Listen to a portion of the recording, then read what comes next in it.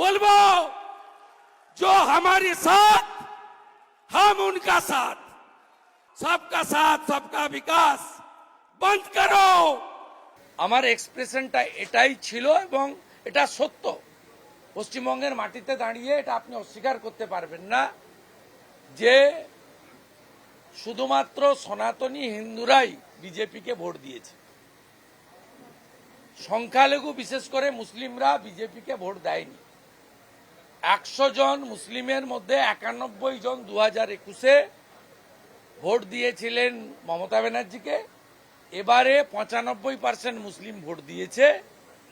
সেই কারণে আমি রাজনৈতিক আমার অ্যাঙ্গেল থেকে বলেছি, এর সঙ্গে ভারত সরকারের ডেভেলপমেন্টের কাজ, ভারত সরকার বা জনপ্রিয় প্রধানমন্ত্রীর সবকা সাথ সবকা বিকাশ সবকা বিশ্বাস সবকা প্রয়াস এই স্লোগানের কোনো সম্পর্ক নেই।